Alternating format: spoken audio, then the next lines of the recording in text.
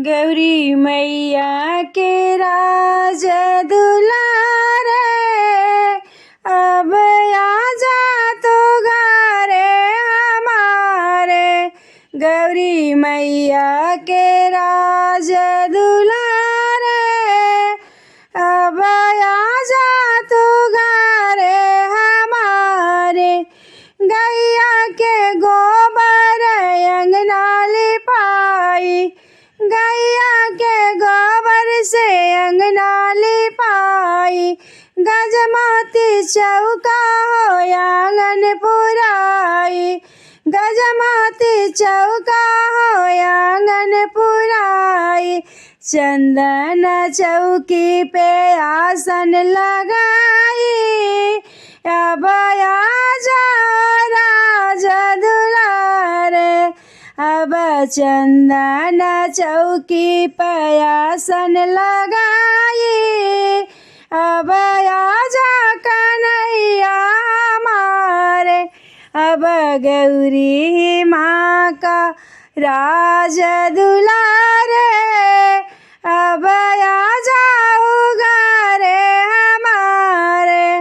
अब गौरी मैया के राज दुलारे, अब आजा घरे हमारे। सोने की थाली में लड्डुआ भराई, सोने की थाली में लड्डुआ भराई।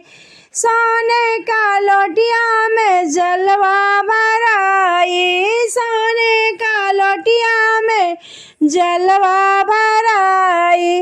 अब आ जाऊ राज दुलारे, अब गौरी मैया के लाला। अब आ जाओ राज दुलारे, अब सेवका पुकारे अपना द्वारे। अब आजा गौरी मैया के राज दुलारे, अब आजा घरे हमारे। अब आजा घरे हमारे। सोने का कंगन कर धनिया ले आई, सोने का कंगन कर धनिया ले आई। अब पेनहु राज दुलारे, अब आजा हमारा घरे। अब पेन लेहु राज दुलारे, अब आजा गौरा के लाल। गौरी मैया कराल दुलारे, अब आजा हमारा द्वारे। गौरी मैया के राज दुलारे, अब आजा हमारा द्वारे।